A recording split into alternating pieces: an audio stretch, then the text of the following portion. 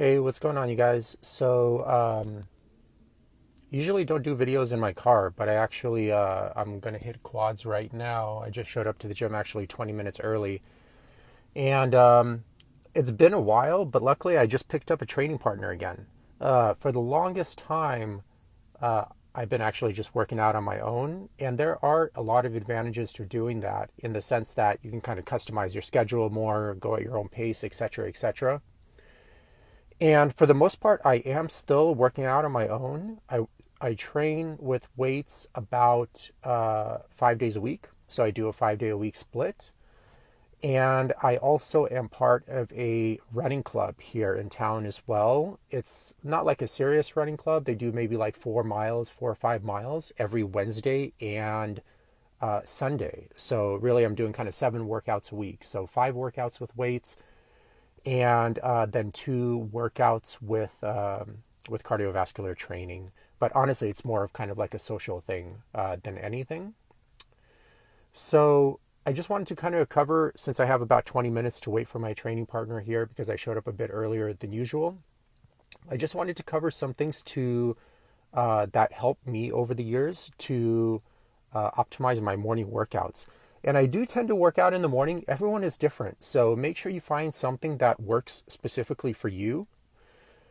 But some advantages I found of working out in the morning, especially if you kind of have an erratic schedule from time to time, maybe you're in real estate or who else has an erratic schedule? Possibly anyone could actually have a erratic schedule, but possibly maybe being like a police officer or like a lawyer or something like that. So the good thing about getting it done in the morning is it's done. So I feel it really helps with consistency because no matter what happens during the day, like especially if you have kids or something, it doesn't matter because you finished your workout. And then also, like once you get into your 30s and 40s, working out at night, especially after a long day of work, can be quite difficult for most people, not everyone. So if you're, that small minority where it doesn't matter, and you kind of have like a far more resilient central nervous system, and you really love your job, and you have like great coworkers, or everything's going very smoothly on the personal end as well, then you can still probably get like really good workouts in at night, and not feel tired or anything of that sort. And if it doesn't bug your sleep, working out 6, 7, or 8 p.m. at night, then it's totally fine. So if it works for you, do it. But I would say for most people, especially for a lot of the clients I've had over the years, it really benefited them to get in a habit of working out in the mornings. Because again, whatever happens during the day, it's done. And that could help a lot of people be very, very consistent. And consistency is so important with your physical and mental health goals because the human body and mind, they depreciate super fast, almost overnight. You can imagine, like, let's say you're on a good training schedule for like 1 to 2 months, and then you get like a really bad cold. It's happened to everyone at least, a few times in their life. And it seems kind of like you lose everything overnight. Your muscle tissue deflates and looks a lot smaller. Even when you get back into the gym, there's a significant strength decrease for at least the first week or two of getting back into the flow of things. Or getting back from a trip, like a 2 to 3 week trip, you just notice the performance in the gym is quite diminished, and it takes a few weeks to get back into the flow of things, especially if you're doing things naturally and drug free, right? Which is kind of how I've done it all of my life. I've never used any steroids, hormones, peptides, whatever whatever else there is on the market. I don't even know what there is on the market on that side of things. Never used any medical drugs outside of antibiotics on a very limited occasion. Like I got an ear infection when went swimming in Hawaii, like in 2011, I believe, and it kind of quickly, within a day or two, spread to my jaw, and I couldn't even open my mouth. So I took antibiotics, obviously, and they did some, I believe, steroid drops in my ear. And luckily, it went away in a week or so. So under those very limited circumstances, those are the only times I used any medical drugs. And I'm already kind of like 39, so stuff would have happened already by now. But the point being is consistency is key, and it's so important. So if you don't have systems in place to allow you to be very consistent with your fitness goals, some people would disagree with me for sure, but I would even argue that it's not even worth doing them, because you might have some short-term progress here and there, but you're going to lose all of your gains or all of your momentum, and it's going to be very discouraging. Imagine like saving 10,000 but then losing all of it, then saving 10,000 but then losing all of it, and not actually being able to invest it or use it. It's kind of the same thing. After a while you get kind of discouraged and you just stop trying altogether. So having these consistent systems is critical. And if it's not successful at that level, just don't really, in my opinion, from my observation of coaching people already for 18 years, doing things that professionally for 18 years, and then also just being in this field directly and indirectly for already 39 years, because I started this journey living on an off-grid farm with my grandmother in Ukraine, which had a biodynamic farm. I haven't seen people succeed without these consistent principles in mind, okay? Not long term, not even medium term, maybe most of the time, not even short term as well. So, and one of the ways to be consistent that I've seen is just training in the mornings. And for some people, that means 2 of their workouts will have to be, depending on their schedule, on the weekend. So like Saturday and Sunday. You don't have to have your training schedule always during the week. A lot of people are really stuck on this Monday through Friday mindset, but you got Saturday and Sunday. So if it's pretty jam-packed during the week, you can have 2 of your workouts Saturday and Sunday. And then all you really need for what most people are looking for is just 4 really good, well-structured, well-thought-out workouts, not just random workouts you get from YouTube or TikTok during the week. Just 4 workouts during the week that are about 45 to 60 minutes in length, I would say. And then just really hyper-focus on just diet and lifestyle and your mindset and your mental health. And that's it. That's really all you need. So if you do 2 of the workouts on, Saturday, Sunday, and then 2 of the workouts, let's say on Wednesday and Thursday, you're set to go. You don't need any more workouts than that, especially, again, if it's well structured, like if you're on an undulating periodization program, and if the workouts are really geared towards your goals, etc., etc. That is literally all you need, and you'll have amazing results. You'll have an amazing physique. Your self-esteem will be way better because obviously you'll look better. You'll be healthier as well from a biological vantage point because the body has evolved to have, low intensity dynamic movement all day. It has evolved to eat real food, like whole food, not from the grocery store, but like the vegetable, the fruit, the steak, stuff of this sort. Water. Teas are also great, but water is the most important nutrient in the world, for human health. So having filtered water, well-filtered water, I get mine from a Berkey, but a lot of filters are great too, is huge, and mainly relying on that as your form of liquid instead of like energy drinks, coffee. Teas are great as a supplement. I'm actually literally drinking tea, organic tea right over here, but it shouldn't be like your main thing. Water should be your main thing. And it's great for skin complexion, keeping that youthful glow and volume in your skin, and various other things. Pretty much your cell is, let's just say, rounding up here, 100% water. So if you're dehydrated, you're going to be dehydrated at the cellular level, and that's going to set a cascade of negative effects on your visceral tissue, your muscle tissue, your central nervous system, etc., etc. Okay, so again, water is literally the most important nutrient, and it's so inexpensive and so accessible these days. Okay, I would just recommend getting a really good filter. One thing you can do is, if you're uncertain about your filter, is contact your water utility company, and they need to actually provide you with a free toxicology report. It's usually actually posted on their website as well.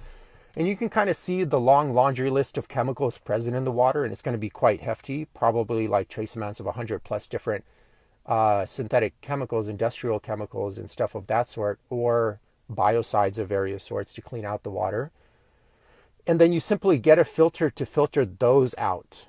if you want to really customize your approach to filtered water. And that's it. And so, yeah, I mean, being consistent. So one of the things about being consistent is obviously doing morning workouts. I feel that really helps a lot of people with a lot of their consistency. And since you don't need to work out, since the average person does not need to work out so much, four workouts per week. Saturday, Sunday could be 2 of them. And then like Wednesday, Thursday could be another 2. It's totally possible to do. And then once again, you just need to double down on your nutrition, mental health, lifestyle variables, such as getting to sleep on time, surrounding yourself with, friends with similar core values, family members with similar core values, et cetera, et cetera. There's a lot that goes into it, but I think you guys know what I'm saying. And another thing to really help optimize your morning workouts is having like a training partner. I'm happy I have a training partner again. It really does make a difference. I plan on just training with them twice a week. I found from past experience that you don't need a training partner every day for every workout. Just usually once or even twice a week is way more than enough. And you guys kind of set a set schedule that, hey, you're coming in on that day, on that time, and training that. And that way it's easy to coordinate, because if you have a training partner every single day, it's kind of tough because of opposing schedules. It's very tough to find people with perfectly aligned schedules to yourself, because nature tends to be a novelty generator, so everyone you run into is maybe going to be 80% like you, but 20% different or more. But that, 20% or more makes a big difference, so for logistically, I find just get a training partner if you feel like you need one once or twice a week, and it's way more than good enough. And set a schedule. So I'm kind of meeting with this training partner every Wednesday. We're hitting quads together today, and abs and core. And every Saturday we're hitting glutes, hamstrings, and core as well. And that's it. And then once again, having like a set training schedule, like what am I training that day? That's so important. And that goes into a broader picture of having a very well-developed training program. So all the guys you're seeing on Instagram or TikTok that have amazing physiques, that have amazing health, they're not getting their advice from TikTok influencers and watching their videos and doing random workouts. Their approach is very structured, very, very well thought out. They for sure have hired many coaches over the years. I've hired many coaches over the years. You're not going to learn everything on your own. It's just so time intensive. You know what I mean? But you can hire like a person that has, 15, 20 years of experience and a laundry list of successful clients. I think that's so important that whoever you hire has a laundry list of very successful clients, especially if they've been doing it for a while. Because if they don't, that's super questionable, especially if they, all they have is just them being successful at their journey, but claiming also that they have so many successful clients that have trained thousands of people worldwide. Well, if they have, like, where are their success stories? I think that's very, very important. So when you reach out to a person, I think that is the most telling part. Like, do they have a laundry list of successful clients? Second, are they living true to their message? Third, what are their degrees like? Fourth, are they guests on podcasts? Do they have books, et cetera, et cetera? That's the kind of hierarchy of importance I look for. But everyone is different, okay? So, but the point being is, it's critical to hire mentors. It saves you so much time and actually makes you so much more money in the end, because, okay, you could learn it yourself, but it's going to take, like 15, 20 years, et cetera, et cetera. Meanwhile, they can just teach you that in a 6-month program of how to fast track that 18 to 20 years of knowledge. And then there's also the bigger picture of like, it's tough to solve a problem with the same belief system that led to it. So oftentimes hiring a mentor helps saturate that limiting belief system you may have with a new belief system, which they have, which has allowed them to succeed in what you're looking for, which is why you're seeking out their help anyways. So, but having that well-structured program is key. Get away from just finding a random workout on TikTok or whatever, and then doing that day. There's no rhyme or reason to it. It might be a great workout, but if it doesn't fit into a broader picture of progressive overload and developing biological resilience in like your passive and active tissue, and having that all be aligned with what you're trying to achieve, the best you're going to get is like short-term success, and that's it. And then you're going to hit plateaus and then get discouraged. And again, if you don't have consistency in place, and because the human body and mind deteriorate quite quickly without frequent use, the results aren't going to be there, and you're just going to get discouraged. You're going to plateau and then just stop doing it. And then, a week or two will go by, or a month or two, and then you'll lose all your progress and get discouraged even more, and go from there. So again, you can't do it yourself. You could become your own mechanic. I've spent many years becoming my own mechanic too, and I would highly recommend doing that as well. But to do that, you have to, read at least 2 books a month minimum on the subject you're trying to get better at, and really be vigorous in applying that and filtering out, what does work for me in that given situation, what doesn't work for me in that given situation, et cetera, and then customizing it to your approach. Because at the end of the day, healthcare, it needs to be individualized. There is no algorithm to solve literally any ailment except maybe like a paper cut on your finger. Then for sure, put some disinfectant on it and then put a Band-Aid over it and then give it time, and the tissue will heal itself. But outside of that, it's like, dude, gut issues, mental health issues, chronic weight issues, chronic inflammation issues, chronic joint issues. You're not going to get an algorithm that like, hey, just do this and it's going to work. There needs to be some tinkering, and 100% it needs to be individualized to the person's approach. And that's it. There's no way around it. I'm sorry to break it to you. It's just not an easy, quick fix type of solution.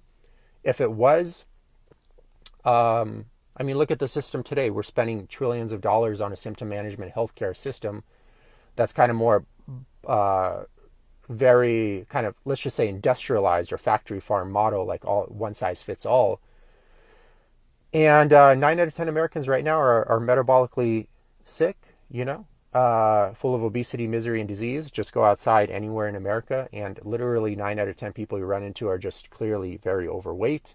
Even the ones that are overweight don't think they are overweight, because the person next to them is even far more overweight, or we've even reached that kind of stage.